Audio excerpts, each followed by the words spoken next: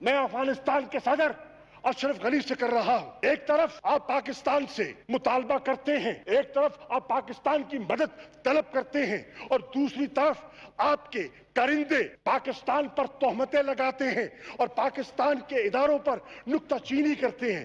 خدا را فیصلہ کیجئے, آپ چاہتے کیا ہے؟ Make up your minds. I'm saying this on the floor of the house. آپ نے کہا قائد حزب اختلاف نے کہ you expect Pakistan to lead from the front. And you said we are racing against time. And you're right. جی, اور یہ سب بڑا سخت بیان ہے پارلیمنٹ کے فلور کے اوپر کھڑے ہو کے وزیر خارجہ نے کہا اشرف غنی کے بارے میں. یہی اشرف غنی اور ان کا جو پورا قبیل ہے اس کے بارے میں ہم بارہا یہ نقطہ اٹھاتے رہے ہیں کہ جناب بہت دفعہ ہم نے کہا ہے کہ مت جاؤ. وہ ہم بچپن میں کہتے توتیا من موتیا تو اس کلی نہ جا, اس کلی سے جٹ برے نہیں لیندے پھائیاں پا. یہ اشرف غنی ہو گیا, سارے کے سارے امریکہ کے پالتو لوگ ہیں. انہوں نے خاص طور پہ انڈین اس کے ساتھ ساتھ تھے, ان کو عبداللہ وغیرہ انہوں نے پالا ہوا. اصل جو چیز تھی میں تبصرہ کرنا چاہتا ہوں وہ میں حمداللہ محب سے بارے میں, اس نے ایک بیان دیا. یہ کون ہے حمداللہ محب؟ یہ ان کا خیر ڈیفنس منسٹر کے کیا افغانستان. اس نے کہا کہ جی پاکستان کی کیا بات ہے, یہ تو ہیروز بھی ہمارے دیکھیں غزنوی رکھتے ہیں ان کو, اور میزائل بھی غوری ہے, تو یہ ان کا یعنی کہ ہمارے ہیروز پہ انہوں نے اپنا سارا کچھ رکھا ہوا. پہلی بات تو یہ ہے ہمارا تعلق غزنوی کے ساتھ مسلمان کا ہے اور غوری کے ساتھ مسلمان کا ہے. ہم لعنت بھیجتے ہیں کسی نسل, رنگ, زبان اور علاقے کی. رسول اکرم صلی اللہ علیہ وسلم نے فرمایا جس نے عصبیت کی بنیاد پر بلایا کسی کو وہ جہالت کی موت مرا, اس کا میرے ساتھ کوئی تعلق. جس نے قبیلے کی بنیاد پر بلایا وہ اگر موت مرا تو ہماری امت سے خارج. ایک بات, اپنا نام حمداللہ محب صاحب عربی میں رکھا ہوا ہے, عربوں نے تمہارے افغانستان کو تیس نیس کر دیا تھا, جڑ سے اکھاڑ دیا تھا. بدلو, پشتوں میں نام رکھو نا. حمداللہ کدھر سے آ گیا تمہارا نام؟ محب کدھر سے آ گیا تمہارا نام؟ میں ایک دفعہ ایک جگہ پہ بیٹھا ہوا تھا تو گفتگو ہو رہی تھی. میں نے کہا دیکھا جی آپ دیکھیں عید مناتے ہیں, عرب کا تہوار ہے, آپ یہاں کیوں مناتے ہیں؟ ٹھیک, آپ اپنا تہوار لوکل. میں کہا مجھے بتائیں حضرت عیسیٰ کدھر پیدا ہوئے تھے؟ یہ اپنا برسل سے پیدا ہوئے تھے. یہ کرسمس جو ہے حضرت عیسیٰ عرب میں پیدا ہوئے تھے نا. یہ کرسمس پوری دنیا میں تم منائے جاؤ, عربوں کا تہوار. ایسٹر جو حضرت عیسیٰ جو ہے ریزریکشن کہاں ہوئی تھی؟ فلسطین کے عرب کے علاقے میں ہوئی تھی نا. یا مجھے یہ بتاؤ کہ ایسٹر جو تھا وہ اپنا لندن شہر میں ہوا تھا, پیرس میں ہوا تھا, جرمنی میں ہوا تھا, روم میں ہوا تھا. آپ اپنا ہر تہوار وہی دیکھیں. اچھا پھر تمام جتنے بھی یہودی دنیا کے اندر جواب میں کپور کہاں سے مناتے ہیں وہ لوگ؟ ظاہر بات ہے وہ سارے کے سارے سے علاقے. اصل مسئلہ یہ ہے کہ یہ بنیادی طور پر کہنے کو اب کچھ نہیں رہ گیا. طالبان کی اس شکست کھانے کے بعد کہ اب وہ صرف یہی چاہتے ہیں کہ جاتے جاتے اس کو سبٹا. ایک خواہش ہے پاکستان کے سیکولر کی, اشرف غنی کی اور انڈیا کی, کاش امریکہ کچھ دیر اور رہ جائے, ساڑیاں روٹیاں نہیں لگی ہیں نا وہ ختم نہ ہو جائیں. یہ صورتحال ہے.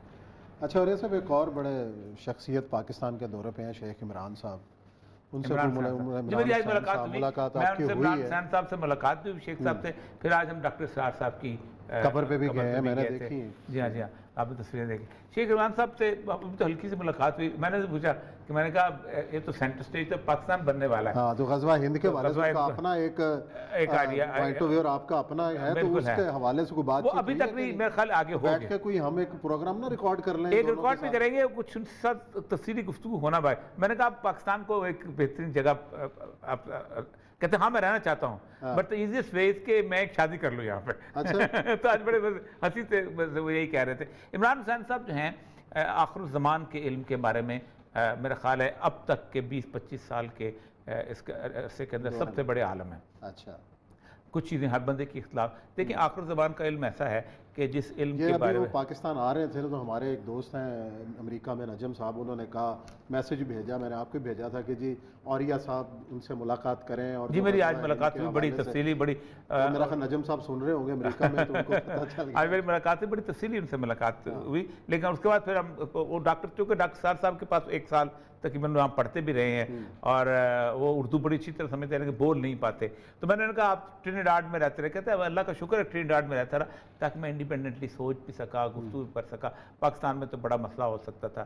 پھر ان کے ایک ان کی الجیرین وائف ہے, ایک ان کی وہاں ٹرینیڈاڈ, تو وہ بیسیکلی یہاں رہنا چاہتے ہیں, آلموسٹ 70 ایئرز ہو, اور کوائٹ انرجیٹک, اور ان کی ضرورت بھی ہے بہت زیادہ, کیونکہ جتنی میں ایلیکوینٹلی وہ گفتگو کرتے ہیں انگریزی کے اندر, اور جتنا ان کا حدیث کا اور قرآن کا, اور خاص پاکستان کے حوالے سے کیا پریڈکٹ کرتے ہیں سینٹر سٹیج کی آپ نے بات کی, دیکھیں پریڈکشن تو بندے کی نہیں ہوتی. پریڈکشن دیکھیں ہم یہ اکثر کہتے ہیں اس کو انٹرپریٹ کرتے ہیں نا, رسول اللہ صلی اللہ علیہ وسلم کی احادیث کے حساب سے ہوتے ہیں. اس کے بارے میں وہ بنیادی طور پہ ان کا میرا ایک بنیادی اختلاف یہی ہے کہ وہ سمجھتے ہیں کہ غزوہ ہند جو ہے وہ ہو چکا ہوا ہے, جو کہ محمود غزنوی کے بارے میں. لیکن میں جو 18 حدیثوں سے علم سے جو تھوڑا بہت مجھے کشید کیا وہ یہی ہے کہ آپ صلی اللہ علیہ وسلم نے جس کی ٹائم لائن بتائی ہے, اس حدیث کی ٹائم لائن کو ہم نکال نہیں سکتے جسوں کے, کہ جب تم ہند کے بادشاہوں کو, پہلی بات ہے کہ انڈیا جو ہے حصے بکرے میں ہو جائے گا, پہلے زنجیروں میں جکڑ کے لاؤ گے تو عیسیٰ ابن مریم کا اپنے درمیان پاؤ گے. تو یہ ہے بیسیکلی. اچھا جی چلیں, ایک اور اہم ایشو, رنگ روڈ تو گلے کی ہڈی بن گیا لگتا ہے عمران خان صاحب کی, جو پنڈی کے رنگ روڈ والا ایشو. آج انہوں نے غلام سرور خان صاحب کو ڈانٹ پلائی ہے, جو تیرا نا نہیں سی تو پریس کانفرنس کیوں. غلام سرور خان نے 6 دفعہ بولے, اور 6ٹھی دفعہ انہوں نے کہا کہ یہ انکوائری تمہارے خلاف نہیں ہو رہی. ٹھیک, آج انصار عباسی نے بھی ایک بات شروع کیا ہے کہ عمران خان صاحب نے سب سے پہلے, خان صاحب کو مجھے لگتا یہی ہے کہ بہت زیادہ مس فیڈ ہو رہے ہیں, بہت زیادہ. اور میں ایک وارننگ کے طور پہ ایک بات آخری میں کرتا جاؤں گا جانے سے پہلے, کہ انہوں نے بلایا کمشنر کو, محمود احمد کو, جو کہ اس وقت پنڈی کا بلایا, اور انہوں نے کہا کہ تم نے کسی کے کہنے کے اوپر الائنمنٹ چینج کی ہے. تو اس نے کہا میں نے کسی کے کہنے, صرف 2 منٹ کی ملاقات ہے, 2.5 منٹ تقریباً بات ہوئی. تو اس نے کہا میں نے کسی کے کہنے کے اوپر الائنمنٹ چینج نہیں کی. تو وہ چلے گئے. اس کے بعد میسج بھیجا ہے کہ تم نے مجھے ایک جھوٹ بولا ہے کہ تم نے الائنمنٹ چینج کی. انہوں نے کہا خان صاحب سوال کنسٹرکٹ کرتے ہیں تو آپ بتاتے ہیں. میں نے کہا کہ میں نے مرضی سے الائنمنٹ چینج کی, اور ظاہر بات ہے اس کے, اب مسئلہ یہ ہے کہ اس پورے علاقے کے اندر ہوا یہ ہے کہ اس کے بعد 2 کام ہوئے ہیں خان صاحب. آئندہ آنے والے 50 سالوں میں بھی رنگ روڈ یہ رنگ روڈ نہیں بنتی, نہ کوئی بیوروکریٹ ہاتھ لگائے گا اس کو. اور دوسری بات آپ کو بتاؤں, رنگ روڈ ہی کیا, کوئی بھی میگا پروجیکٹ نہیں بنا کچھ نہیں ہے. 3 سال میں ہوا کیا ہے, اس کی وجہ پتہ کیا ہے, کرپشن کیس ہو یا کوئی اور کیس ہو, یہ اگر 15 دن میں آپ فیصلہ نہیں کر سکتے, آپ بوریا بسا لپیٹ لیں, آپ کے پاس کی بات نہیں. میں کل اس پہ اپنی پوری ایک شہباز شریف صاحب کے ساتھ مڈاس کے زمانے کا انکوائری رپورٹ بتاؤں گا کہ کیسے شروع ہوا تھا اور کیسے واپس لیا گیا اس سارے معاملے کے اندر, کیونکہ کل ہم اس پہ تفصیل سے بات کریں گے. عمران خان صاحب کے پہلے 2 سال مشرف کے پہلے 2 سال سے مشابہ ہیں. مشرف کو اپنا سارا کچھ واپس لینا پڑا تھا, فوج اس کی سپورٹ پہ تھی, مانیٹرنگ ٹیمیں اس کے ساتھ لگائی ہوئی تھی, سارا کچھ کیا ہوا تھا. ملاقاتی پورا ایجنڈا دیا تھا اچھا, انہوں نے. اس کی بنیادی اچھا کوئی اس کو کسی کی ضرورت نہیں تھی, عدلیہ نے اس کو 3 سال دے دیے ہوئے تھے, اس سب کے باوجود اس کو واپس لینا پڑا تھا. اس لیے کہ ایک بات طے ہے پوری دنیا کے اندر کہ وائٹ کالر کرائم جو ہے اٹس ناٹ ایزی.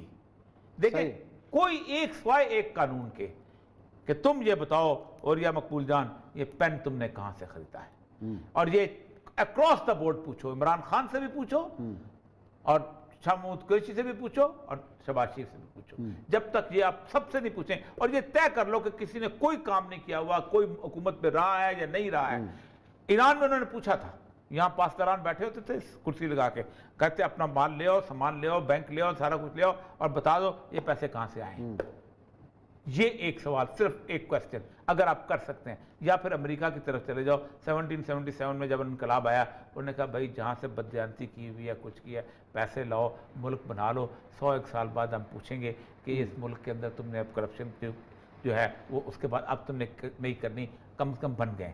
کوئی ایک راستہ اختیار کرو. یہ جو آدھا تیسرا بٹیر والا عمران خان والا مسئلہ ہے, آپ سوچ سکتے ہیں کہ شبر زیدی جیسا بندہ کہتا ہے کہ میں اس ڈر سے چھوڑ گیا کہ وہ آگے جو ٹینڈر ہونے والے تھے, اگر میں وہ ٹینڈر میں حصہ لیتا تو میں آئندہ پوری زندگی جو ہے نیب کی پیشیاں بھگتتے رہتے. آپ نے نیب بنایا کس طرح کا ہے, آپ کو کبھی آپ نیب کر, یار آپ اندازہ کریں کہ ایک کرمنل جو وار کرمنل ہوتا ہے نا, وار کرمنل, وہ جو ہے وہ اس طرح کے برے حالات میں رہتا جیسے نیب میں. جب شروع نیب میں بنایا تھا آپ کو پتہ ہے ایک کوٹھی ہوتی تھی, اس کوٹھی کے چاروں طرف انہوں نے کالے پردے اور کالا رنگ کیا ہوتا تھا یا کالے وہ لگائے ہوتے تھے, روشن دان نہیں ہوتا تھا, اس کے اندر پھینک دیتے تھے ایک ایسے آدمی کو کہ جس آدمی نے ایک اچھی سی نوکری گزاری ہوتی تھی, اس نے قتل کیے ہوئے, اس کو 90 دن کے لیے تم رکھتے ہو. عام آدمی جو قتل کرے وہ 14 دن کے لیے. انہوں نے بنایا نا, کیوں نہیں چینج کیا؟